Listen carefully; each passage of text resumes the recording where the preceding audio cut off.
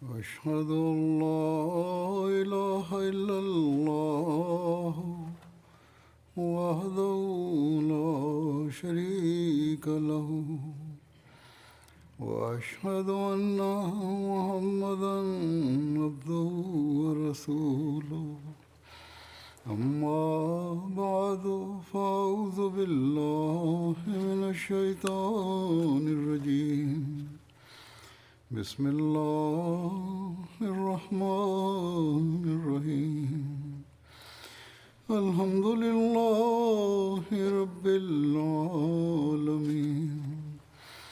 الرحمن الرحيم مالك يوم الدين إياك نعبد وإياك نستعين اهدنا الصراط المستقيم صراط الذين أنعمت عليهم غير المغضوب عليهم ولا الضالين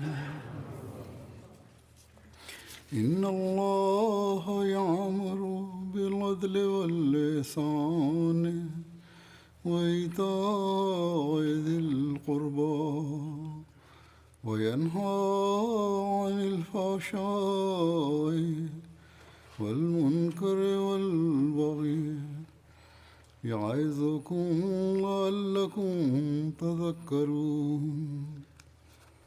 Nyuruh berlaku adil dan berbuat kebajikan kepada orang lain, dan memberi seperti kepada kerabat sendiri, dan melarang dari perbuatan keji, kemungkaran, dan pemberontakan. Dia memberimu nasihat supaya kamu mengambil pelajaran.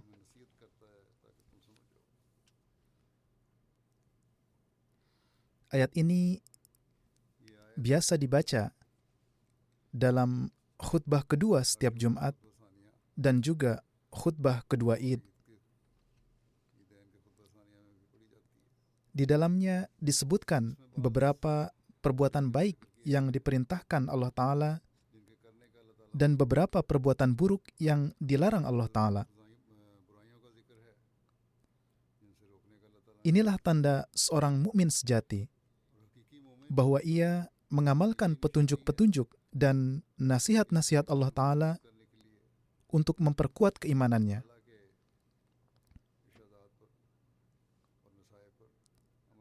Jika tidak, ia tidak akan meraih kedudukan yang menjadikan seorang muslim menjadi mukmin yang hakiki.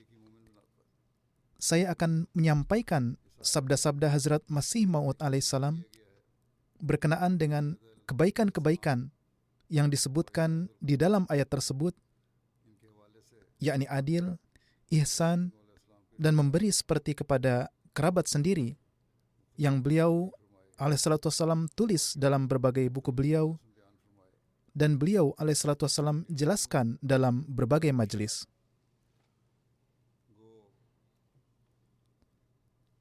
Setiap sabda, meskipun membahas topik yang sama, namun terdapat nasihat-nasihat dalam corak yang berbeda, yang menuntun untuk menjalani kehidupan kita sesuai dengan perintah Allah Ta'ala.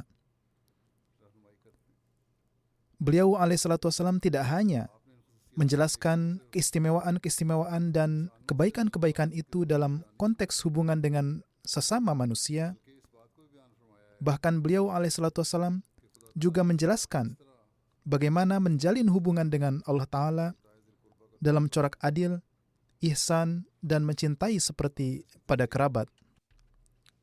Beliau alaihissalatu wassalam menjelaskan tafsirnya dengan cara yang sedemikian rupa mendalam, yang dengannya akan diraih makrifat mengenai hubungan dengan Allah Ta'ala dalam corak yang hakiki, yang akan membawa seorang mukmin ke jenjang baru keimanan dan keyakinan.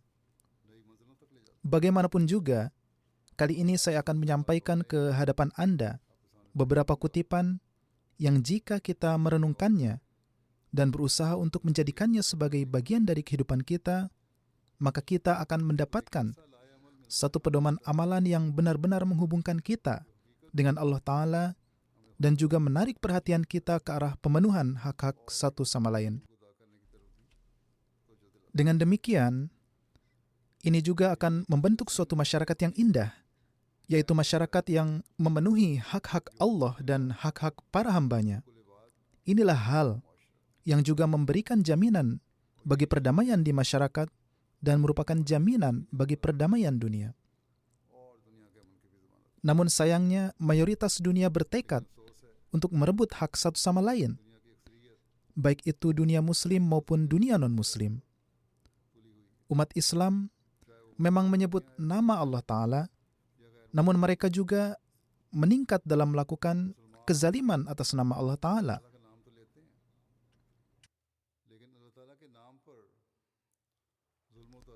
Dalam situasi seperti itu, adalah kewajiban dan tanggung jawab orang-orang yang beriman kepada Hazrat Masih Maud alaihissalatu wassalam untuk memperbaiki diri mereka sendiri dan berusaha untuk memperbaiki dunia dengan senantiasa mengingat perintah-perintah Allah Ta'ala. Hazrat Aqdas Masih Maud alaihissalatu wassalam bersabda, Allah memerintahkanmu untuk berlaku adil terhadapnya dan terhadap ciptaannya, yakni penuhilah hak-hak Allah dan hak-hak manusia, dan jika mampu melampaui itu, maka tidak hanya berbuat adil, bahkan berbuatlah ihsan kepada orang lain, yakni melampaui apa yang wajib, dan beribadahlah kepada Allah Ta'ala dengan ketulusan seolah-olah kalian dapat melihatnya.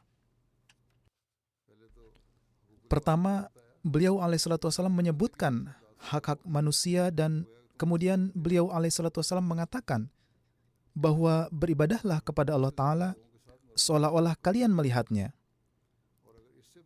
Beliau alaihissalatu wassalam lebih lanjut bersabda, perlakukanlah orang lain dengan kebaikan di luar hak mereka. Dan jika kalian dapat melampaui ini, kalian harus melepaskan diri dari keinginan pribadi dan tujuan tersembunyi kalian, yaitu tanpa pamrih dan tanpa tujuan tersembunyi, dan beribadah kepada Allah dan mengkhidmati makhluknya.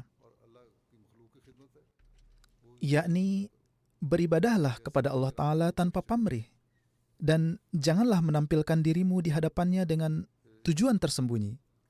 Demikian pula, khidmatilah juga ciptaan Allah tanpa pamrih, seperti yang dilakukan seseorang karena hubungan dekatnya dengan orang lain. Kemudian, Hazrat Masih Maud alaihissalatu wassalam dalam menguraikan ayat ini dan menarik perhatian kita untuk memenuhi hak-hak Allah Ta'ala dan bagaimana memenuhi hak-hak manusia, beliau bersabda, pertama dan terutama, arti dari ayat ini adalah bahwa kalian harus bersikap adil dalam ketaatan kepada pencipta kalian. Janganlah berlaku tidak adil. Selalu perhatikanlah hal ini dan bersikap adillah dalam ketaatan kalian kepada Allah Ta'ala. Hazrat Masih Maud alaihissalatu wassalam lebih lanjut bersabda, maka sesungguhnya tidak ada sesuatu pun yang berhak disembah, layak dicintai dan layak dipercaya selain Dia. Karena sifatnya sebagai pencipta, pemberi rizki dan pemelihara, setiap hak hanyalah miliknya. Apa itu keadilan terhadap Allah Ta'ala? Menjaga hubungan ketaatan dengan Allah Ta'ala dan melakukannya, karena Dialah pencipta kita yang maha berdiri sendiri dan yang maha memelihara. Pemeliharaan ada di tangannya, karena Dia adalah Rabb, pemelihara dan yang memenuhi setiap kebutuhan kita. Karena itu, adalah semata haknya untuk dipercaya dan dicintai. Hazrat Masih Maud alaihissalatu wassalam selanjutnya bersabda, demikian pula, kalian tidak boleh menyekutukannya dalam hal ibadah, cinta, dan pemeliharaannya. Jika kalian telah melakukannya, maka inilah keadilan yang diwajibkan atas kalian. Ini adalah keadilan dalam hubungan dengan Allah Ta'ala dan yang perlu ditegakkan. Kemudian jika kalian ingin maju dari itu dan mengambil langkah berikutnya, kalian akan mencapai tahap ihsan atau berbuat kebajikan. Dan itu adalah kalian sedemikian rupa memuji keagungannya, menjadi arif dalam ibadah kalian kepadanya, dan meleburkan diri kalian dalam kecintaan kepadanya, sehingga seolah-olah kalian telah menyaksikan keagungan, kebesaran, dan keindahannya yang tidak terbatas. Langkah selanjutnya adalah berbuat ihsan. Ihsan memang tidak dapat dilakukan seseorang kepada Allah Ta'ala. Akan tetapi di sini maksudnya adalah meleburkan diri dalam penyembahan, penghormatan, dan cintanya, seolah-olah kalian telah menyaksikan keagungannya, kebesarannya, sifat-sifatnya, dan keindahannya yang tidak terhingga. Hazrat Masih Maud alaihissalam kemudian bersabda, selanjutnya ada tahap ita izil kurba, yaitu memberi seperti kepada kerabat.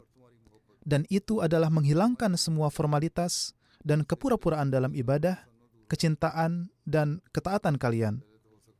Pada tahap sebelumnya bisa saja ketika seseorang bertindak atau berusaha dalam corak ihsan, terdapat sedikit aspek formalitas atau kepura-puraan dan melakukan upaya. Akan tetapi kalian harus berusaha untuk mencapai tahap di mana kepalsuan dan kepura-puraan ini sepenuhnya sirna. Hendaknya kalian beribadah kepada Allah Ta'ala dengan kegembiraan dan semangat yang tulus, mengenali keagungan dan kebesarannya, mengingatnya dengan hubungan yang akrab seperti halnya kalian mengingat ayah kalian, dan cinta kalian kepadanya harus seperti cinta seorang anak kepada ibunya tercinta.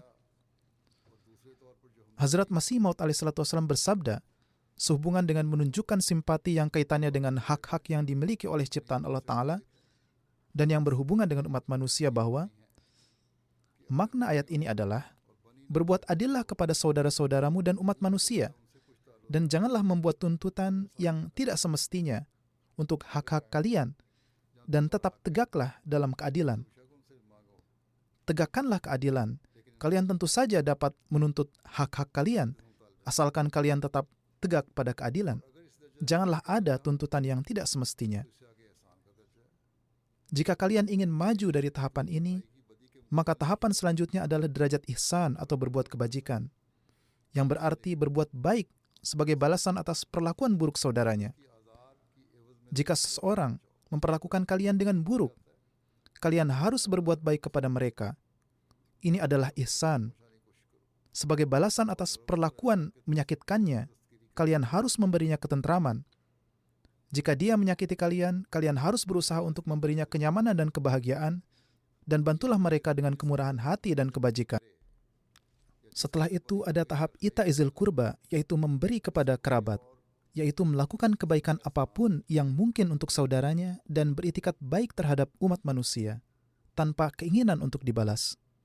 Yaitu janganlah memiliki tujuan untuk menerima imbalan apapun, melainkan itu harus muncul secara alami, tanpa keinginan untuk membalas. Hendaknya bertindak dengan cara yang benar-benar alami. Seperti halnya karena hasrat kekeluargaan yang kuat, seorang kerabat berbuat baik kepada kerabatnya, seperti halnya seorang anggota keluarga berbuat baik kepada anggota keluarga lainnya. Tidak ada motif tersembunyi. Bahkan itu timbul dari sukacita yang tulus.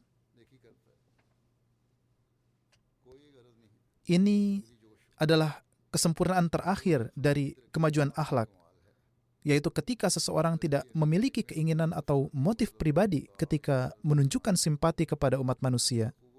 Bahkan, semangat persaudaraan dan kekeluargaan tumbuh dari tingkat tertinggi ini, di mana kebajikan ini muncul secara otomatis dan naluriah, tanpa kepura-puraan, dan tanpa keinginan untuk imbalan, terima kasih, doa, atau hadiah. Hendaknya tidak ada suatu keinginan bahwa seseorang berterima kasih, berdoa untuk kalian, atau membalas kebaikan kalian. Sebaliknya, itu harus dilakukan murni karena ikatan kekeluargaan. Jadi, ini adalah perlakuan yang pertama-tama harus kita lakukan kepada satu sama lain, dan kemudian memperluasnya kepada orang lain.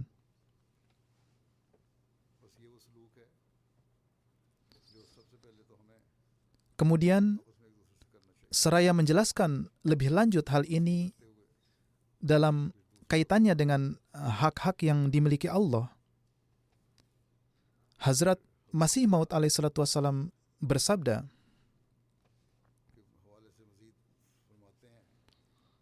makna dari ayat ini dalam kaitannya dengan hak-hak Allah adalah bahwa taatlah kepada Allah Ta'ala dengan berpegang pada keadilan, karena adalah haknya bahwa kalian mentaati yang telah menciptakan kalian, memelihara kalian, dan melakukannya setiap saat. Yaitu Allah Ta'ala telah menciptakan kalian, memelihara kalian, dan terus memelihara kalian dan memberikan sarana duniawi kepada kalian, jadi adalah haknya agar kalian menaatinya.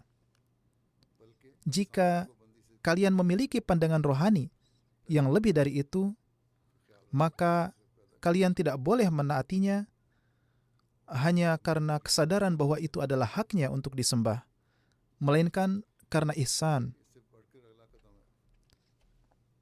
Yang pertama adalah adil, yakni menaatinya dengan mengingat bahwa Dia telah menciptakan kita dan memenuhi kebutuhan kita. Kemudian, selain itu, hendaknya menaatinya karena ihsan, yaitu karena Dia adalah muhsin, yang telah berbuat baik kepada kita, dan nikmatnya begitu luas sehingga tidak terhitung banyaknya. Mulailah menghitung nikmat Allah Ta'ala, kemudian taatlah kepadanya karena nikmatnya. Ini adalah tahap ihsan. Jelaslah bahwa yang lebih tinggi dari derajat adil adalah derajat yang di dalamnya memperhatikan ihsan atau nikmat Allah Ta'ala ketika menaatinya. Dan karena selalu mengamati, memperhatikan, dan mengingat wajah dan sifat-sifat Sang Muhsin atau yang berbuat kebajikan kepada manusia, maka hal ini masuk pada definisi ihsan, yaitu melaksanakan ibadah seolah-olah sedang melihat Allah Ta'ala. Jadi, ini adalah saat terdapat corak ihsan. Tidak ada yang bisa berbuat ihsan kepada Allah Ta'ala, tetapi di sini adalah mengingat ihsan Allah Ta'ala, yang telah mengubah seseorang menjadi orang yang berbuat ihsan. Hazrat Masih Maud alaihissalam menyatakan bahwa cara untuk mengingat nikmat Allah Ta'ala adalah ketika seseorang berbuat ihsan kepada kalian, maka kalian mengingat wajah dan sifatnya. Ketika ini diingat, maka pada diri kalian akan tercipta hubungan yang akrab dengan orang itu. Ketika hubungan ini dikembangkan dalam kaitannya dengan Allah Ta'ala, maka kalian akan dengan tulus beribadah kepadanya. Ibadah yang dengannya kalian ingat dalam hati dan pikiran kalian bahwa kalian sedang menyaksikan Allah Ta'ala. Hazrat Masih Maud alaihissalam selanjutnya bersabda, mereka yang taat kepada Allah Ta'ala pada hakikatnya terbagi menjadi 3 macam. Pertama, orang-orang yang karena terhalang sarana-sarana duniawi tidak mampu melihat nikmat Allah dengan jelas. Terdapat penghalang atas mereka, atau mereka terlalu bertumpu pada sarana-sarana duniawi, sehingga mereka tidak dapat benar-benar memahami nikmat Allah Ta'ala. Dan tidak muncul semangat itu dalam diri mereka, karena mereka tidak memahami ihsan-ihsan Allah Ta'ala. Oleh karena itu, tidak ada semangat yang muncul di dalam diri mereka, yang dihasilkan dengan melihat keagungan ihsan Allah Ta'ala. Mereka juga tidak tergerak oleh cinta yang muncul karena gambaran keagungan nikmat Sang Muhsin atau wujud yang berbuat kebajikan.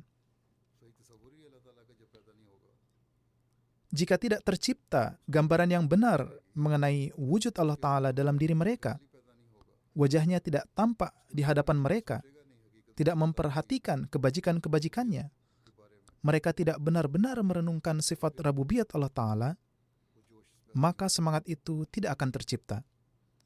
Beliau alaihissalam selanjutnya bersabda, mereka tidak tergerak oleh cinta yang diilhami oleh gambaran keagungan nikmat Sang Muhsin. Kondisi hati seperti itu tidak akan berkembang sebagaimana mestinya setelah menyaksikan kemurahan hati sosok yang berbuat kebajikan. Mereka dengan secara sambil lalu mengakui Allah Ta'ala sebagai Sang Pencipta. Orang-orang seperti itu hanya secara dangkal mengakui Allah Ta'ala sebagai Sang Pencipta dan yang telah menciptakan mereka. Namun, mereka tidak memiliki pemahaman yang lebih mendalam tentang hal ini. Mereka tidak merenungkan rincian ihsan Allah Ta'ala yang akan mengesankan konsep sejati dari sang muhsin dalam pikiran mereka. Mereka tidak merenungkan secara mendalam tentang hak-hak yang harus mereka penuhi kepada Allah Ta'ala, karena Dia adalah pencipta.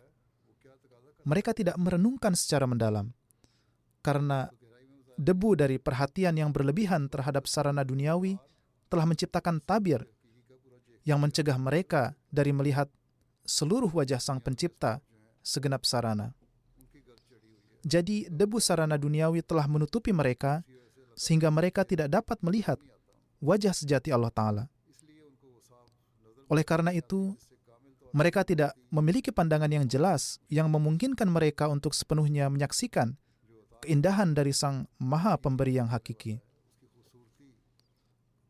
Mereka tidak dapat menyaksikan keindahan Zat yang Maha Memberi. Pemahaman mereka yang cacat dibingungkan oleh perhatian mereka pada sarana duniawi. Sekecil apapun ilmu yang mereka miliki tentang Allah Ta'ala, yang terkadang menyebabkan mereka sholat dan menunaikan hak-haknya, dan di lain waktu tidak melakukannya, sebenarnya karena ilmu mereka ternodai oleh cara-cara duniawi dan keinginan-keinginan duniawi. Itulah sebabnya mereka tidak dapat menyaksikan dengan benar wajah Allah Ta'ala. Dan karena mereka tidak dapat melihat dengan baik ihsan-ihsan Allah Ta'ala, mereka tidak memperhatikannya seperti halnya perhatian apabila mereka menyadari sepenuhnya kebaikan-kebaikan dan karunia Allah Ta'ala. Mereka tidak memberikan perhatian penuh yang akan memungkinkan mereka untuk mengamati wajah sebenarnya dari Sang Muhsin. Dengan demikian, pemahaman mereka agak kabur. Mereka tidak mampu menyaksikan dengan baik wajah Allah Ta'ala karena mereka menaruh kepercayaan mereka pada usaha mereka sendiri dan pada sarana yang tersedia bagi mereka. Mereka juga mengakui secara formal kewajiban mereka terhadap Allah Ta'ala karena Dia adalah pencipta dan pemberi rezeki. Mereka tidak memiliki pengetahuan yang jelas tentang hal ini, tetapi mereka percaya bahwa itu karena usaha dan pengetahuan mereka yang memungkinkan pekerjaan mereka diselesaikan. Pada saat yang sama, mereka juga mendapatkan pengaruh dari lingkungan keagamaan mereka, sehingga mereka menyadari fakta bahwa Allah Ta'ala adalah pencipta yang telah menciptakan mereka, yang telah memberikan rezeki kepada mereka dan menyediakan sarana pemeliharaan bagi mereka. Jadi ini adalah campuran dari dua keadaan. Namun seseorang tidak dapat menyaksikan wajah Allah Ta'ala dalam keadaan menyatu seperti itu, karena Allah Ta'ala tidak menuntut sesuatu di luar batas kemampuan intelektual seseorang. Dia hanya menuntut dari mereka ungkapan syukur atas nikmatnya. Sebagaimana dalam ayat, Innallaha ya'muru bil adli. Sesungguhnya Allah menyuruh berlaku adil. Maksud keadilan di sini hanya mengimplikasikan ketaatan semacam ini. Sifat Allah Ta'ala sebagai yang maha pemurah terwujud dalam contoh seperti itu. Allah Ta'ala menunjukkan kemurahannya bahkan kepada mereka yang tidak dapat mengamati wajah Allah Ta'ala dengan baik dan bahkan menerima kondisi mereka yang seperti itu. Namun ini adalah tahap dasar dan standar minimum seorang Muslim. Hazrat Masih Maud alaihissalatu wassalam selanjutnya bersabda, tetapi di atas ini ada tahap pemahaman lain yang telah kami sebutkan sebelumnya dan itu tercapai ketika seseorang dengan mengabaikan sarana, dengan jelas mengamati tangan Tuhan yang murah hati dan dermawan, dan muncul sepenuhnya dari selubung sarana material. Pada tahap ini, seseorang tidak sepenuhnya bergantung pada sarana duniawi. Pada kenyataannya, seseorang dapat secara pribadi menyaksikan kebaikan Allah yang Maha Kuasa dan maju ke tahap berikutnya. Seseorang memiliki kepercayaan penuh kepada Allah Ta'ala dan memperoleh makrifat ilahi. Pada tahap ini, seorang benar-benar keluar dari selubung sarana material. Seseorang tidak lagi menaruh kepercayaan pada sarana duniawi, melainkan menaruh kepercayaan penuh mereka kepada Allah yang Maha Kuasa. Pada tahap itu, ia menyadari kesia-siaan dan kepalsuan dari ungkapan-ungkapan seperti, saya memperoleh kesuksesan ini berkat sistem pengairan yang tepat di ladang saya, atau saya memperoleh kesuksesan ini berkat usaha saya sendiri, atau saya mencapai tujuan saya melalui bantuan dari si A, atau saya diselamatkan dari kehancuran berkat perawatan si B. Tidak menaruh kepercayaan pada kehebatan atau upaya apapun dari mereka sendiri atau pada bantuan atau kehebatan orang lain. Semuanya menjadi biasa. Sebaliknya, kepadanya hanya nampak satu wujud dan satu kekuatan dan satu penolong dan satu tangan. Kemudian dia memandang nikmat Tuhan Yang Maha Esa dengan jelas tanpa halangan sedikit pun akibat menyekutukan sarana dengan Sang Maha Pemberi. Yaitu ketika seseorang mulai menyaksikan Allah yang Maha Kuasa dengan cara ini, saat itulah dia menyaksikan ihsan-ihsan Allah Ta'ala. Pandangan ini begitu jelas dan pasti sehingga dalam ibadah kepada Sang Penyayang sejati, dia tidak memandang dia sebagai sesuatu yang gaib, tetapi menganggap dia sebagai sesuatu yang hadir. Ketika seseorang terlibat dalam ibadah dan sholat dalam keadaan seperti itu, dia menganggap Allah yang Maha Kuasa berada di hadapannya. Ibadah seperti itu ditetapkan oleh Al-Quran sebagai ihsan, yaitu bersujud di hadapan Allah yang Maha Kuasa, seolah-olah dia ada di depan mereka, dan ini disebut sebagai ihsan. Dalam Al-Quran sehubungan dengan Allah Ta'ala. Nabi Suci SAW telah menghubungkan makna ini dengan ihsan, sebagaimana diriwayatkan dalam Bukhari dan Muslim. Namun itu tidak hanya berakhir di sini. Bahkan Hazrat Masih Maud alaihissalam bersabda, masih ada tahap lain di atas ini, yaitu ita izil kurba, yaitu memberi seperti kepada kerabat sendiri. Itu berarti bahwa ketika seseorang terus melihat berbagai ihsan ilahi tanpa asosiasi sarana material, yaitu seseorang terus menyaksikan nikmat ilahi tanpa sarana duniawi, atau tanpa mengasosiasikan apapun dengan ilahi, dan hanya memiliki kepercayaan penuh pada Allah yang Maha Kuasa saja, dan beribadah kepadanya dengan membayangkan dia hadir dan sebagai muhsin secara langsung, dan tahapan akhir dari itu akan timbul dalam dirinya kecintaan pribadi kepada Tuhan. Seseorang mulai membentuk ikatan pribadi dengan Allah yang Maha Kuasa dan tidak ada motif tersembunyi. Ia tidak memohon dengan didasari karena kebutuhan pribadi, melainkan karena kecintaan pribadinya. Perenungan terus-menerus akan kebaikan pasti menghasilkan di hati si penerima rasa cinta teruntuk Sang Dermawan yang nikmat terbatasnya mengelilinginya dari semua sisi. Ketika seseorang menyadari hal ini dan mengembangkan wawasan dan kesadaran yang benar tentang fakta bahwa Allah yang Maha Kuasa telah menganugerahkan nikmat yang terus-menerus kepadanya dan dia secara pribadi menyaksikannya, maka ini mengakibatkan seseorang membentuk ikatan cinta pribadi dengan Allah Ta'ala. Ini merupakan prinsip bahwa ketika seseorang menjalin ikatan seperti itu, maka hatinya akan dipenuhi dengan cinta pribadi kepada wujud yang telah menganugerahkan nikmat yang tak terhitung jumlahnya kepada mereka. Dalam situasi seperti itu, dia tidak beribadah kepada Sang Pemberi hanya karena menghargai karunia-Nya, tetapi didasari karena kecintaan pribadi kepadanya. Awalnya seseorang beribadah kepada Allah Ta'ala karena kebutuhan mereka, kemudian beribadah didasari oleh anggapan bahwa dia adalah segalanya, dan ibadahnya bercorak ihsan, lalu meningkat pada tahap berikutnya, yakni seseorang tidaklah beribadah karena membutuhkan sesuatu, melainkan didasari oleh kecintaan pribadinya kepada Allah Ta'ala, sama seperti cinta seorang bayi kepada ibunya.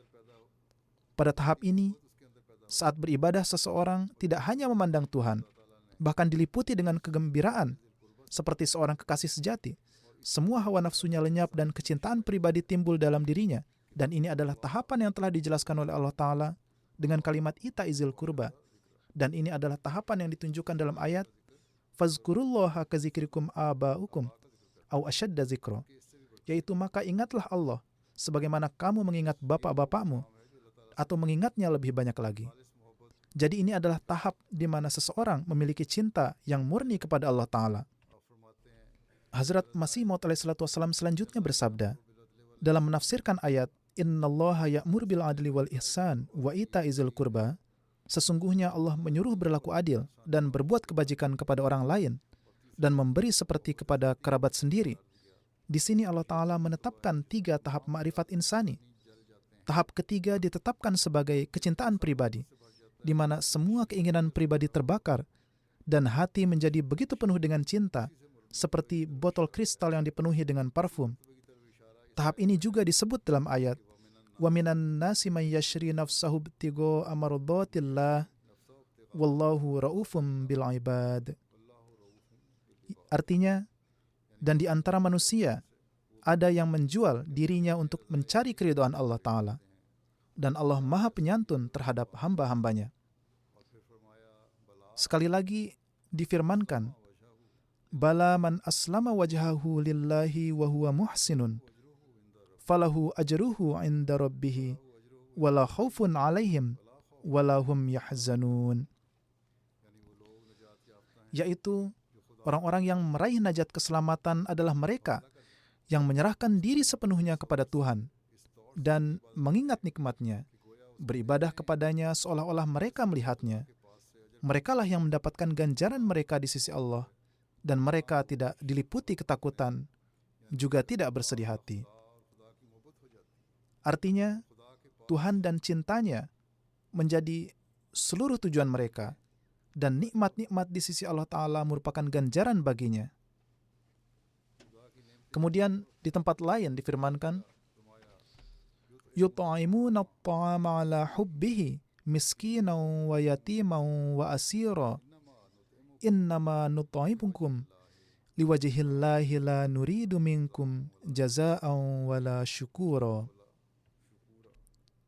Yaitu orang-orang beriman adalah mereka yang karena cintanya kepada Allah memberi makan orang yang membutuhkan, anak yatim dan tawanan dengan mengatakan, kami memberi makan kalian untuk mendapatkan keridhaan Allah. Kami tidak menginginkan imbalan apapun atau ucapan terima kasih apapun dari Anda. Satu-satunya tujuan mereka adalah agar mereka menyenangkan Allah Ta'ala dan mereka dapat menyaksikan wajah Allah Ta'ala bahkan lebih dari sebelumnya. Oleh karena itu, seseorang harus merenungkan bahwa ayat-ayat ini menunjukkan dengan jelas bahwa Al-Quran telah menggambarkan tingkat tertinggi ibadah dan amalan saleh sebagai sesuatu yang diilhami oleh kecintaan sejati kepada Allah dan pencarian yang tulus akan keridhoannya. Untuk mencapai kecintaan sejati kepada Allah Ta'ala, seperti yang telah dijelaskan dalam ayat-ayat Al-Quran, seseorang juga harus menunjukkan kasih sayang dan menjalin ikatan dengan ciptaannya juga. Hanya seorang mukmin sejati yang mencintai Allah Ta'ala yang dapat benar-benar memenuhi hak-hak sesamanya. Hazrat Masih Maud alaihissalatu wassalam menyatakan, apa yang Tuhan inginkan darimu? Beliau menyebutkan hal ini saat memberikan nasihat kepada kita dalam bukunya, Bahtera Nuh, bahwa kalian harus berlaku adil terhadap semua orang dan menunjukkan kebaikan bahkan kepada mereka yang tidak pernah berbuat baik kepadamu. Lebih penting lagi, kalian harus mencintai ciptaan Tuhan seolah-olah itu adalah sanak keluargamu, sama seperti seorang ibu memperlakukan anak-anaknya. Dalam tindakan kebaikan atau ihsan, terdapat unsur menonjolkan diri, dan seringkali orang cenderung menyombongkan kebaikan mereka kepada orang lain. Tetapi orang yang melakukan kebaikan karena keinginan spontan, layaknya seorang ibu, tidak akan mungkin didasari oleh sikap menonjolkan diri. Jadi, tingkat kebajikan tertinggi berasal dari gejolak alami seseorang, seperti kecintaan seorang ibu. Selain itu, ayat ini tidak hanya berkaitan dengan ciptaan Tuhan, tetapi juga dengan Tuhan itu sendiri. Keadilan atau adil terhadap Allah berarti mengingat nikmat-nikmatnya dan menunjukkan ketaatan kepadanya. Kebaikan atau ihsan terhadap Tuhan berarti yakin dengan teguh akan keberadaannya, seolah-olah seseorang dapat melihatnya. Adapun ita izil kurba, memberi seperti kepada kerabat, kepada Tuhan, dapat didefinisikan sebagai ibadah yang tidak tercemar oleh ketamakan akan surga atau ketakutan akan neraka. Bahkan jika seandainya tidak ada surga atau neraka, tetap tidak akan mempengaruhi semangat, cinta, dan kepatuhannya kepadanya. Inilah rangkuman cara mengembangkan kecintaan pribadi kepada Tuhan Yang Maha Esa yang telah disebutkan dengan sangat rinci. Hazrat Masih Maud alaihissalatu wassalam menjelaskan hal ini kepada kita dalam kitab Bahtera Nuh, kemudian sembari menarik perhatian kita untuk memenuhi hak-hak orang lain. Hazrat Masih Maud alaihissalatu wassalam bersabda, artinya Allah Ta'ala memerintahkan agar kamu menjalankan keadilan, dan lebih besar dari keadilan adalah, meskipun telah memberikan keadilan, kamu melampaui dan menunjukkan kebaikan atau ihsan. Dan bahkan lebih besar dari kebaikan adalah kamu menunjukkan perhatian kepada orang lain, seolah-olah mereka adalah orang yang kamu cintai, dan memang seolah-olah mereka adalah kerabatmu. Perlu diingat bahwa hanya ada 3 level. Pertama, manusia menjalankan keadilan, artinya dia meminta hak sebagai balasan pemenuhan hak. Kemudian, jika dia maju lebih jauh, sampai pada tahap menunjukkan kebaikan atau ihsan kepada orang lain. Dan jika dia maju lebih jauh, maka dia bahkan meninggalkan tahapan ihsan kepada orang lain, lalu menunjukkan simpati kepada orang lain dengan kecintaan sedemikian rupa, layaknya kecintaan yang ditunjukkan oleh seorang ibu kepada anaknya. Artinya dilandasi oleh hasrat alami dan bukan karena ihsan. Inilah hakikat pemenuhan hak orang lain. Hazrat Masih Maud alaihissalam menjelaskan ajaran Islam yang indah di hadapan non-muslim. Beliau juga menasihati jemaat dalam berbagai kesempatan. Pada suatu kesempatan beliau menasihati jemaat dengan bersabda, perlakukanlah dengan orang-orang lain seolah-olah mereka adalah kerabat dekat kalian. Ini adalah tingkatan tertinggi. Karena pada tingkatan ihsan ada unsur menonjolkan diri, yakni jika seseorang melupakan ihsan kebaikan yang diberikan kepadanya, lalu si pelaku ihsan akan segera mengingatkan mereka dengan mengatakan, aku telah berbuat ihsan ini dan itu kepada kalian. Adapun kecintaan alami seorang ibu kepada anaknya sama sekali tidak dilandasi oleh kesombongan. Jika seseorang melakukan kebaikan untuk orang lain, kadang-kadang mereka menyebut-nyebutnya, tetapi seorang ibu tidak pernah mengingatkan anaknya tentang kebaikannya pada anaknya. Faktanya, jika seorang raja mengatakan kepada seorang ibu, jika kamu membunuh anakmu maka kamu tidak akan dihukum, maka si ibu tidak akan pernah menuruti si raja. Malah sebaliknya, si ibu akan mencela si raja. Sekalipun sang ibu tahu bahwa dia akan meninggal sebelum anaknya mencapai usia remaja, tetapi karena kecintaan pribadinya terhadap anaknya, dia tidak akan pernah meninggalkan merawat anaknya. Sering terjadi ketika orang tua menjadi tua dan mereka memiliki anak, mereka merawat dan menyayangi anak mereka. Mereka tidak melakukan ini sebagai imbalan untuk mendapatkan keuntungan dari anak mereka, bahkan di usia tua mereka. Ini merupakan fenomena alam karena mencapai tahap akhir cinta. Inilah yang telah ditunjukkan pada ayat Ita izil kurba. Ini adalah jenis cinta yang harus dikembangkan seseorang kepada Allah Ta'ala. Seharusnya tidak dilandasi untuk mendapatkan hadiah apapun atau karena takut akan penghinaan. Beliau alaihissalam bersabda, tingkat terendah adalah adil atau keadilan. Artinya apapun yang kamu ambil dari seseorang, kamu memberikan balasan yang sama. Adil artinya memberi kembali sebanyak yang diambil. Artinya ini adalah tingkat keadilan yang paling rendah. Jika seseorang meningkat maju dari ini, mereka mencapai tahap ihsan, yang berarti mengembalikan setidaknya apa yang diambil dan bahkan lebih dari itu. Ini disebut ihsan, yakni tidak hanya membalas kebaikan tetapi juga memberi lebih dari itu. Kemudian yang lebih tinggi dari itu adalah tingkatan ita izil kurba, yaitu seseorang memperlakukan orang lain dengan cara yang sama seperti seorang ibu memperlakukan anaknya sendiri, karena kecintaan alam yang dimilikinya dan tanpa mengharapkan balasan imbalan apapun. Dari Al-Quran kita belajar bahwa hamba Allah dapat mengalami kemajuan dan mencapai tahap kecintaan ini. Jika seseorang ingin maju, ia dapat mengembangkan cinta kepada Allah ini. Ketetapan hati manusia tidaklah kecil. Dengan karunia Allah, seseorang dapat mencapai semua ini. Bahkan diperlukan dalam mengembangkan akhlak seseorang. Saya percaya bahwa hamba Allah dapat berkembang sedemikian rupa sehingga mereka dapat memiliki kecintaan untuk sesama manusia, bahkan lebih besar dari cinta seorang ibu kepada anaknya. Untuk memenuhi hak-hak orang lain, mereka mencintai orang lain lebih dari seorang ibu mencintai anaknya. Beliau alaihissalam selanjutnya bersabda, keadaan adil adalah keadaan seorang muttaqi dalam keadaan nafsu ammarah atau jiwa yang menghasut pada keburukan. Untuk berubah dari kondisi ini, Allah Subhanahu wa Ta'ala telah memerintahkan seseorang untuk menunjukkan adil. Jika seseorang ingin melepaskan diri dari keburukan, mereka harus mengadopsi adil. Karena seseorang harus terus-menerus berperang melawan jiwa yang rendah. Memerangi diri sendiri untuk menjauhkan diri dari keburukan adalah salah satu bentuk adil. Misalnya, jika seseorang harus membayar hutang, batinnya mencoba untuk menghentikan pelunasan dan berharap agar jangka waktu pembayarannya lewat. Dalam kasus seperti itu, batin menjadi lebih berani dan kurang ajar.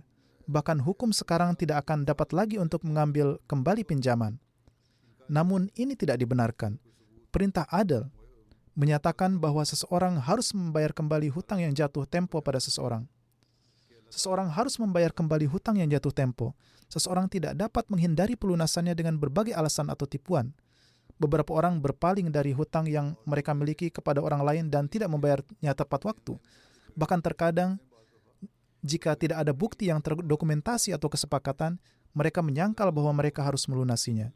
Meskipun demikian, mereka harus tahu bahwa Allah Ta'ala mengawasi setiap gerakan mereka. Sehubungan dengan ini, saya ingin menyebutkan bahwa kadang-kadang perselisihan muncul dalam hal utang piutang ketika orang menaruh kepercayaan dan keyakinan yang tidak semestinya pada orang lain. Padahal, dalam urusan pinjam-meminjam uang, Allah Ta'ala telah memerintahkan untuk mencatatnya dalam bentuk tertulis. Jangan berpikir bahwa si A adalah kerabat dekat saya atau teman baik saya. Untuk itu tidak perlu mencatatnya. Ini sering menjadi pemicu timbulnya perselisihan dan melalui ini nafsi amarah seseorang atau jiwa yang menghasut kejahatan membujuk seseorang untuk melakukan perbuatan jahat. Meskipun demikian, adalah kewajiban seorang mukmin untuk menghindari semua ini dan mengadopsi adil. Beliau alaihissalatu wassalam bersabda, sangat disesalkan bahwa saya harus mengatakan bahwa beberapa orang yang tidak menunjukkan kepedulian dalam jemaat ini, dan ada beberapa orang di jemaat kita juga yang tidak menunjukkan perhatian dalam melunasi hutang mereka. Ini bertentangan dengan adil. Nabi suci SAW tidak menyolatkan jenazah orang-orang seperti itu. Oleh karena itu, setiap orang di antara Anda harus ingat bahwa Anda tidak boleh menunjukkan kemalasan dalam bentuk apapun untuk melunasi hutang. Hindarilah segala bentuk ketidakjujuran dan tipu daya, karena itu bertentangan dengan perintah ilahi yang telah disebutkan dalam ayat ini. Hazrat Masih Maud alaihissalam bersabda, tahap selanjutnya adalah ihsan, orang yang mengamalkan adil dan menjunjung tinggi batasnya. Allah yang Maha Kuasa memberikan kesempatan dan kekuatan kepada orang tersebut untuk meningkat dalam kebajikan. Seseorang tidak berhenti pada tahapan adil, bahkan sebagai imbalan atas bantuan kecil, seseorang membalas bantuan yang dilakukan kepadanya dalam jumlah yang lebih besar. Namun bahkan pada tahapan ihsan ada kekurangannya, yaitu pada suatu titik atau lainnya orang tersebut menyebut-nyebut tentang nikmat yang ia berikan kepada si penerimanya. Misalnya, seseorang memberi makan orang lain selama 10 tahun, dan ketika orang yang sering mendapatkan kebaikan itu tidak mau menuruti perkataan si pemberi, walau dalam perkara yang sepele, lantas si pelaku ihsan itu akan berkata kepadanya, kamu telah berhutang budi kepada saya karena saya memberi makan kamu selama 10 tahun. Dengan begitu dia menyia-nyiakan kebaikan yang dia berikan selama periode 10 tahun. Oleh karena itu, bahkan di dalam diri seseorang yang mencapai tahap ihsan pun, ada bentuk sikap ria yang tersembunyi. Ada unsur kesombongan yang tersembunyi pada orang yang melakukan ihsan. Namun tahap ketiga adalah di mana seseorang menjadi bebas dari segala bentuk kotoran dan kenyajisan, dan tahap ini dikenal sebagai ita izil kurba. Beliau alaihissalatu wassalam selanjutnya bersabda, tahapan ita izil kurba adalah tahapan yang tertanam dalam sifat seseorang, yaitu pada tahap ini seseorang melakukan kebajikan sedemikian rupa sehingga menjadi bagian dari keberadaan mereka. Contohnya seperti seorang ibu yang menyusui dan merawat anaknya. Tidak pernah seorang ibu terfikir bahwa ketika anaknya besar nanti dia akan mencari nafkah dan sebagai imbalannya ia akan melayani ibunya. Sampai-sampai bahkan jika seorang raja memerintahkan seorang ibu dengan mengatakan, jika kamu menghentikan memberi makan anakmu lalu anakmu meninggal, kamu tidak akan dimintai pertanggungjawaban. Bahkan seorang ibu tidak akan pernah bisa mengikuti perintah seperti itu, dan dia malah akan melontarkan caci makian kepada si raja. Alasannya adalah mengasuh anak merupakan dorongan alami dalam diri si ibu. Itu tidak didasarkan pada harapan pahala atau ketakutan atas apapun. Begitu pula manusia dapat unggul dalam kebajikan sejauh mereka mencapai tahap ini, yaitu kebajikan menjadi dorongan alami bagi mereka. Tahap inilah yang disebut sebagai mutmainnah atau jiwa yang tenang. Kemudian Hazrat Masih Maud alaihissalatu wassalam bersabda, seorang ibu rela menyusahkan dirinya dan berupaya menghadirkan kenyamanan kepada anaknya. Ia sengaja berbaring di tempat yang basah, sementara bagian tempat tidur yang kering ia serahkan untuk anaknya. Ketika anaknya sakit, ia terjaga di malam-malam hari dan rela menanggung segala kesusahan.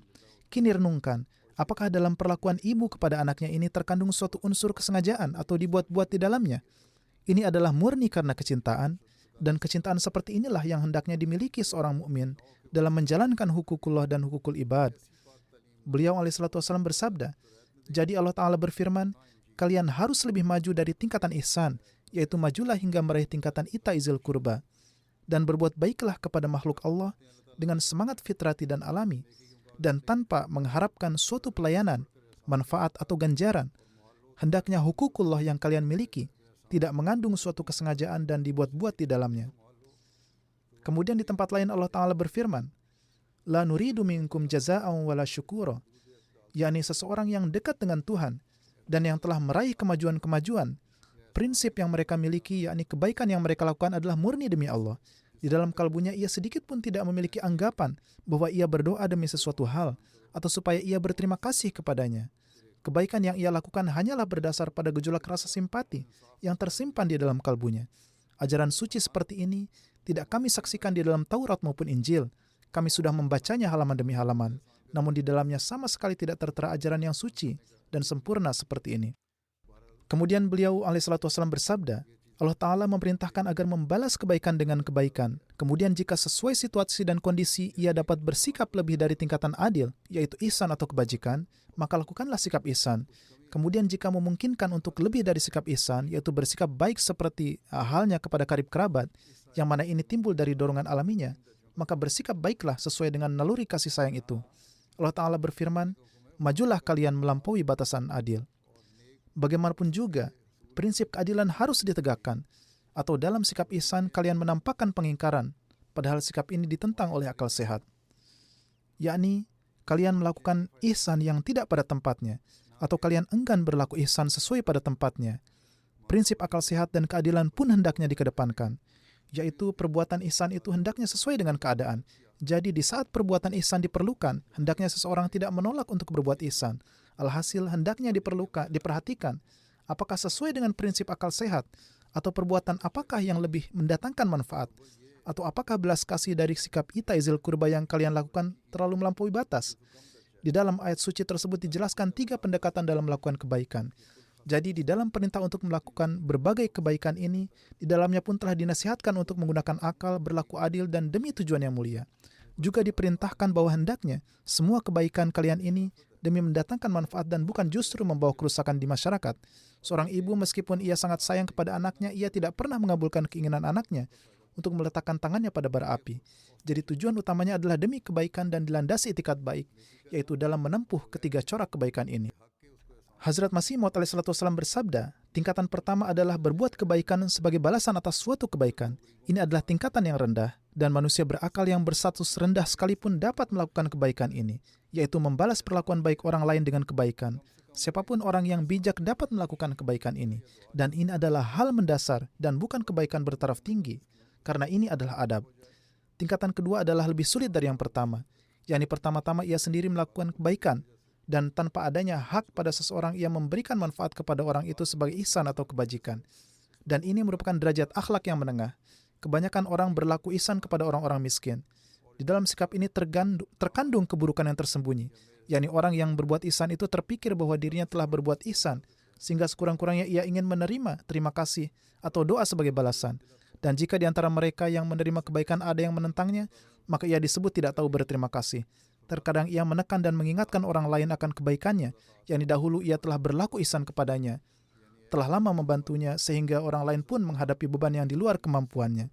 Berkenaan dengan ini Allah Ta'ala memberi peringatan kepada orang-orang yang berbuat ihsan, la tubtilu shadaqatikum bil manni wal aza, yakni wahai orang-orang yang berbuat kebajikan, hendaknya sedekah kalian berdasarkan atas sidq atau ketulusan. Janganlah merusaknya dengan mengingat-ingat kebaikan dan memberi kesedihan. Allah Ta'ala telah memberikan warning atau peringatan kepada orang-orang seperti ini, yaitu ihsan seperti ini sama sekali tidak memberikan faedah kepada kalian. Jika kalian memberi sedekah, maka hendaknya didasarkan atas sidq atau ketulusan. Jika kalian ingin memamerkan kebaikan, maka seluruh kebaikan kalian akan hancur. Kata sedekah dalam bahasa Arab atau sedekah berasal dari akar kata sidq yang berarti ketulusan. Jadi jika di dalam hati tidak ada sidq atau ketulusan dan keikhlasan dalam memberikan sedekah, maka hal itu tidak akan menjadi sedekah dan hanya menjadi sikap pamer belaka. Jadi, orang yang melakukan kebajikan pun dalam memperlihatkan keburukan, yaitu terkadang karena emosi ia memamerkan kebaikannya. Karena itulah mereka yang melakukan kebajikan telah diingatkan oleh Allah Ta'ala agar tidak menyia-nyiakan kebajikan mereka. Tingkat ketiga dalam berbuat kebaikan adalah kasih sayang seperti dalam kerabat. Allah Ta'ala menerangkan bahwa di tingkat ini tidak boleh sama sekali ada pikiran telah berbuat ihsan dan juga mengharapkan terima kasih, tetapi di dalam dirinya hendaknya terkandung gejolak simpati yang sedemikian besar, seperti misalnya seorang ibu berbuat baik kepada anaknya semata karena gejolak kasih sayangnya. Ini adalah tingkat tertinggi dalam berbuat baik yang tidak dapat dilampaui. Meski demikian, Allah Ta'ala telah menjadikan semua tingkatan kebaikan berkaitan erat dengan waktu dan tempat yang sesuai. Dalam ayat yang dikutip sebelumnya, Allah dengan jelas telah berfirman bahwa jika kebajikan ini tidak dilakukan pada tempat yang tepat, maka ini akan menjadi keburukan. Ini juga merupakan peringatan. Jika kebaikan ini tidak dilakukan pada waktu dan tempat yang tepat dan justru menjadi sarana kekacauan di dunia, maka itu menjadi kejahatan. Misalnya jika keadilan yang dilakukan melebihi batasnya, itu akan menjadi sesuatu yang tidak bermanfaat dan memunculkan kekejian. Bagian selanjutnya dari ayat ini sehubungan dengan perlindungan terhadap kejahatan juga disebutkan di sini. Dengan corak yang sama, penyalahgunaan ihsan atau kebajikan adalah dalam corak sesuatu yang ditolak oleh akal dan hati nurani. Dan dalam corak yang sama, sikap kasih sayang kepada kerabat juga akan menjadi pelanggaran. Kata Arab untuk pelanggaran adalah bagi, yang berarti hujan berlebihan yang merusak tanaman. Kekurangan dalam pelaksanaan suatu kewajiban atau kelebihan dalam pelaksanaannya, keduanya disebut bagi juga. Apakah ada kekurangan atau kelebihan dalam pelaksanaan suatu kewajiban? Kedua keadaan ini disebut dengan kata bagi. Singkatnya, manapun dari ketiga corak kebaikan ini yang dilakukan secara tidak pada tempatnya, maka kebaikan itu menjadi tidak berguna. Itulah mengapa ketiga corak kebaikan itu mengandung syarat keharusan memperhatikan situasi dan kondisi. Harus diingat bahwa sikap keadilan, ihsan atau kebajikan, dan kasih sayang kepada kerabat tidaklah serta-merta disebut sebagai akhlak. Ketiganya adalah keadaan dan kemampuan alami manusia yang dapat diperlihatkan bahkan oleh anak-anak sebelum akal sehat mereka mencapai kesempurnaan. Akal sehat adalah syarat pelaksanaan akhlak, dan terdapat juga syarat bahwa setiap akhlak harus dilaksanakan pada tempat dan pada kesempatan yang tepat. Ada beberapa petunjuk lain yang dianjurkan dalam Al-Quran tentang kebajikan yang semuanya beserta alif lam, yang bermakna harus patuh pada tempat dan keadaannya. Dengan kata lain, semua corak akhlak ini telah dijelaskan secara khusus hal-hal apa sajakah yang diperlukan untuknya. Oleh karena itu, Hazrat Masih Maud alaihissalam telah menanamkan pengalaman corak-corak kebaikan ini dalam diri kita melalui berbagai cara dan teladan. Sehubungan dengan menerapkan ihsan atau kebajikan, beliau alaihissalam juga menceritakan sebuah peristiwa yang beliau alami. Beliau bersabda, ihsan atau kebajikan adalah kekuatan luar biasa yang dapat memberdayakan seseorang untuk menaklukkan musuh-musuh terbesar mereka sekalipun. Ada seorang pria di Sialkot yang ingin bertengkar dengan siapapun. Tidak ada satu orang pun yang dapat berdamai dengannya. Sampai-sampai keluarga dan teman-temannya pun gusar dengannya. Saya lantas memperlakukannya dengan tindakan kebaikan yang sederhana, dan sebagai balasannya, dia tidak pernah berperilaku buruk kepada saya.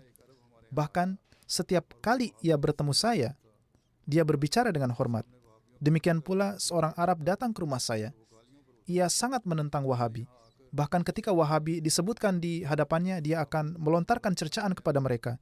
Ia mulai memfitnah Wahabi ketika ia datang ke sini juga. Saya tidak mengindahkannya, namun tetap melayaninya dengan baik. Saya bahkan menyiapkan hidangan yang sebaik-baiknya untuknya. Kemudian, suatu hari ketika ia sedang mencerca Wahabi dalam kemarahannya, seorang pria mendatanginya dan mengatakan bahwa orang yang pernah menjamunya dulu adalah seorang Wahabi. Ia menunjuk pada Hazrat Masih Maud alaihissalam.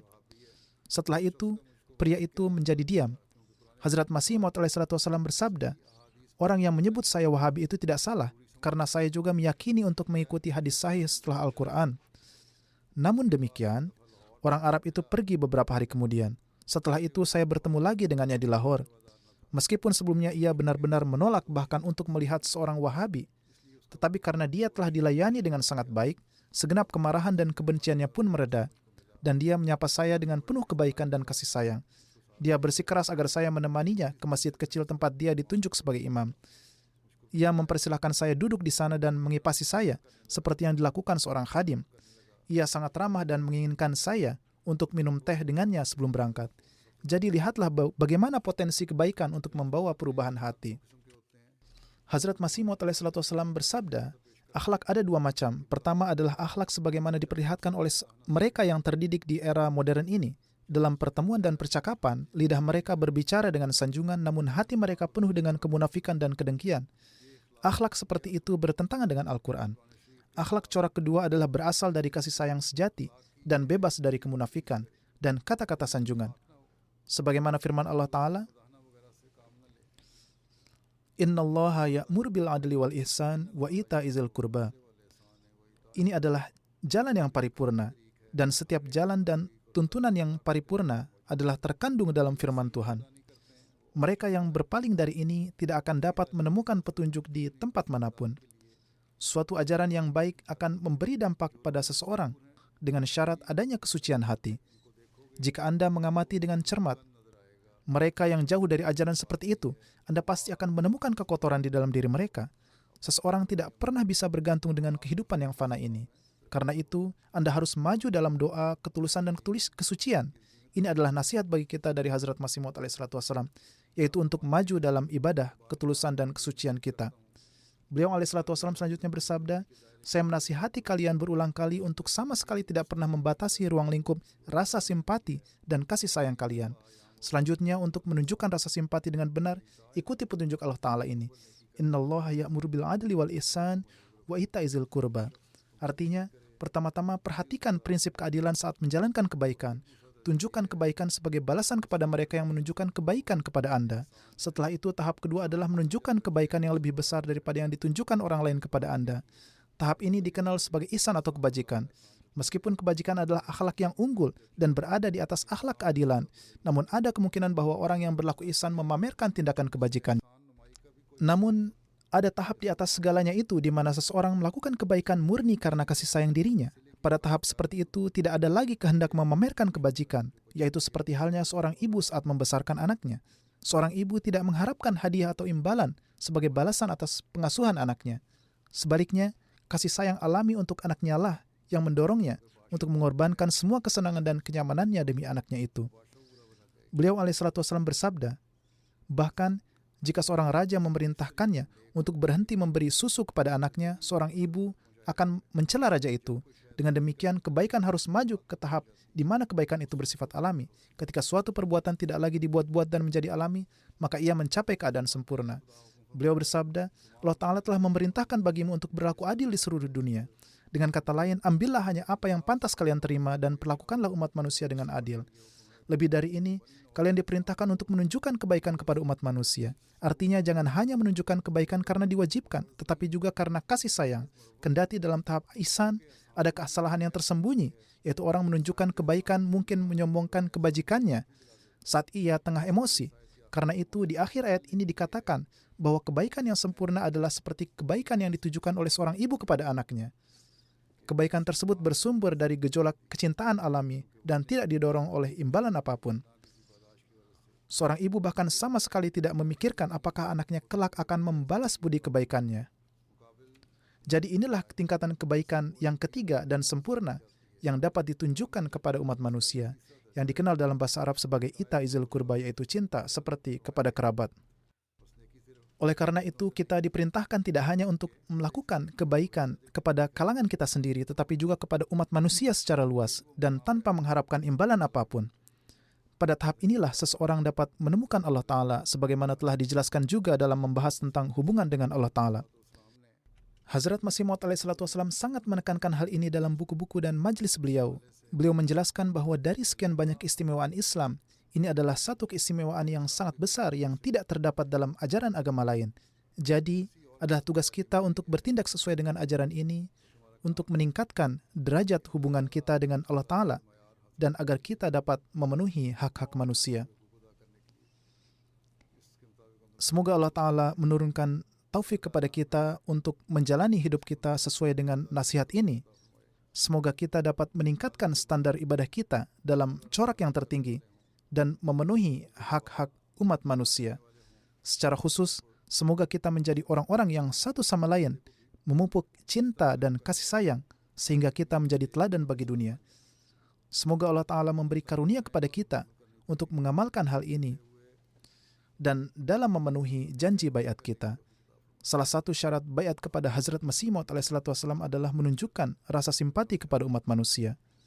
Semoga setiap hari Jumat, setiap kita menyimak firman Allah Ta'ala di atas, menjadi pengingat bagi kita untuk maju dalam kebaikan dan memperbaiki diri. Jika tidak, kita tidak akan memiliki perbedaan dari orang lain. Semoga Allah Ta'ala menunjukkan perbedaan yang jelas antara jemaat kita dengan yang lainnya, seperti yang pernah disebutkan dengan sangat pilu oleh Hazrat Masih Maud alaihissalam di suatu tempat. Teruslah berdoa untuk keadaan di Pakistan. Demi menyebarkan kebajikan, kita akan terus melanjutkan upaya-upaya kita, dan mereka yang memiliki fitrat keji akan melanjutkan tindakan aniaya mereka. Kita tidak bisa menghadapi mereka dengan menggunakan cara jahat mereka. Yang bisa kita lakukan hanyalah berjalan di atas perintah Allah Ta'ala. Senantiasalah berdoa, semoga Allah Ta'ala menjaga keimanan kita dan tidak pernah membiarkannya berkurang. Semoga terjalin ikatan kita dengan Allah Ta'ala sesuai dengan prinsip ita izil kurba. Jika keadaan kita seperti demikian, kita akan menyaksikan keberkatan Allah Ta'ala yang bahkan lebih dari sebelumnya insya Allah. Dan semoga Allah Ta'ala membinasakan orang-orang yang dalam pandangan Allah Ta'ala adalah musuh dan tidak mampu lagi diperbaiki. Ketika kita menjalin ikatan dengan Allah Ta'ala, maka insya Allah kita akan menyaksikan juga kehancuran para musuh.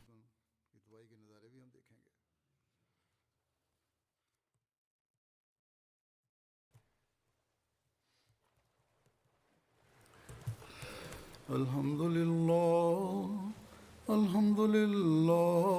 nahmaduhu wa nasta'inuhu wa nastaghfiruhu wa nu'minu bihi wa natawakkalu alayhi wa na'udzu billahi min shururi anfusina wa min sayyiati a'malina. Man yahdihillahu fala mudilla lahu ومن يضلل فلا هادي له ونشهد أن لا إله إلا الله ونشهد أن محمدا عبده ورسوله عباد الله رحمكم الله إن الله يأمر بالعدل والإحسان وإيتاء ذي القربى وينهى عن الفحشاء والمنكر والبغي يعظكم لعلكم تذكرون اذكروا الله يذكركم وادعوه يستجب لكم ولذكر الله أكبر.